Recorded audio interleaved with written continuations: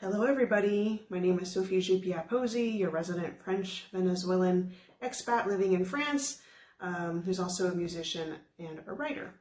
So if you've seen my previous videos, you will know that I am currently promoting my book, The Inside Out Worlds, Visions of Strange, which came out last year. We're coming up on the first year anniversary of its publication. And I'm very excited because it is currently being translated into Spanish. And so it'll be available in a couple months for BabbleCube. The translation is being done for BabbleCube in Spanish on Spanish platforms, so I'm very excited. Also working on a French translation, but that'll be more in the future. It does take time to translate into French. Since I'm living in France, I may as well do that. So, so last week in my previous video, I read an excerpt of The Angel and the Sphinx for you guys. And today I'm going to be reading more excerpts from the stories in my short story collection. So we are going to do Prophecies of a Great Mother, which is the second story in this collection. And this is a post-apocalyptic science fiction story. So I'm going to read a little extract and let me know in the comments what post-apocalyptic stories you really enjoy. That you've read recently or at some point in your life really marked you.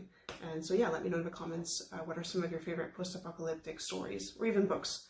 So without further ado, let's dive into Prophecies of a Great Mother. I'm going to start with the beginning.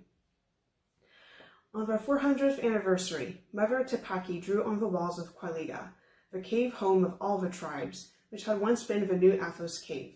With dark red paint on her fingers, she drew 2 lines together, then 1 line, and another, and then 2 more together. 2112, the year the apocalypse began. We all knew how it started. We'd heard tales within the first few years of our lives from our parents, extended families, and other tribe members. But the details were always nebulous. Only the elders knew the details for sure, some of which they showed during the retelling. Sometimes they showed the events out of order. But today, it seemed they would start correctly. I glanced around the cave, the torchlight throwing shadow blobs on all our faces. I sat with my Kiso tribe. All of us boys and men huddled together. Our girls and women huddled in their own group, cross-legged, their attention focused on Mother Tepaki. Brother Makate appeared in a suit and white mask. He would play the part of the Antichrist. Mother Tepaki took out a worn book whose pages fell apart as she read. She held it up and started reciting. The apocalypse dragged on for centuries, but it began with the plagues, super-resistant bacteria creating super diseases for which there were no cures.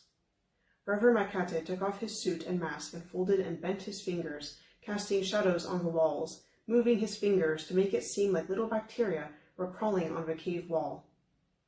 Then came the storms, heat waves, floods, and droughts. Russia, Southeast Asia, the rest of North America. Then came acid rains, so intense, so lethal, they burned away most of the vegetation on Earth. Her voice rose, and as it did, we started emulating the agony our ancestors felt so long ago. To finish off a limping mass of civilizations came the arrival of the Antichrist, a puppet who pretended to be a uniter of religions. He came from the West, the land once known as America. He united Europe by whispering that the plagues, the environmental problems were because of the Middle East and Asia. My brother Makate drew on the cave wall, continents merging together, and he put a hand over his face to cover his mouth. Torchlight gave a red glint to his eyes and turned his face orange. Then he drew flames on the continents and made hissing sounds. Mother Tepaki continued. War started between factions, countries once allies, now terrible enemies, all fighting for resources, all fighting for a better planet. But for weapons destroyed the earth. They created earthquakes, land-shattering earthquakes that swallowed entire countries, like India, Mexico, New Zealand, Peru, Chile, and so many more. Despite warnings and surviving technology that could have helped, nobody escaped in time. Mother Tepaki and Brother Makate started stomping hard, their steps echoing loudly. Drawn in, we also stood up and started stomping. No one stopped pounding their feet as Mother Tepaki continued. The sea life died from plastic pollution, acidification, and overfishing from the elite who stubbornly managed to survive. In 2500, the heat had increased so much that more countries disappeared under the ocean waters. Brother Makate pulled a rock container over to him and dabbed his fingers in it. He spread the dark gray paint over the ruined consonants with angry scribbles that looked like what I thought waves would look like. I'd never seen any waves. Then came a plague of bioengineered bees gone rogue, created because the true bees had died in 2040, the last gasp of a society where natural resources had to be manufactured. Some of the saplings of the crowd made buzzing sounds with their lips, stopping as Mevertepaki continued. The major rivers never turned to blood, but they did become sludge, full of cancer-causing chemical currents. I dug my fingers into the hard clay and closed my eyes. I knew all this.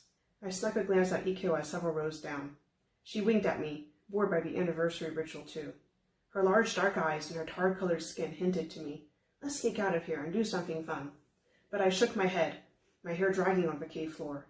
It was blasphemy to miss her retelling. She knew that, she just didn't like it. She had crazy theories that the great mother Kiseta had given a prophecy sometime in the last century that the apocalypse could be reversed. Supposedly there was a sacred book, the Book of Watahaka. They had had steps to reverse it. Tribes had fought with each other over its authenticity and over the prophecy itself. The Kiso thought it a myth. No one knew who had written it. No one alive had ever even seen the book, though Ikyo's tribe was still trying to find it. I wondered if, one day, it could be found. I believed, I guess. My thoughts were interrupted by 2 men of the Animua tribe rushing into the cave and bowing hastily.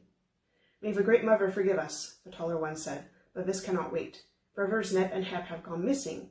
Their weapons have been found scattered on the plains, and there was blood on the ground. We have scouted as far as we could before the abyss, but we have not found them. Mevertepaki sighed and put a fist to her heart, then her lips, then her forehead. They keep disappearing, more and more. Maybe it is time to consult the prophecies of the Great Mother. Her expression became one of resolve, and she raised 2 fingers in the air, signaling the ceremony was over. So that was the end of this first, the second story in my collection. Again, if you liked it, feel free to check out my book. There's a book funnel link in my link tree in this post. I will share it. And feel free to buy it or recommend it to other readers.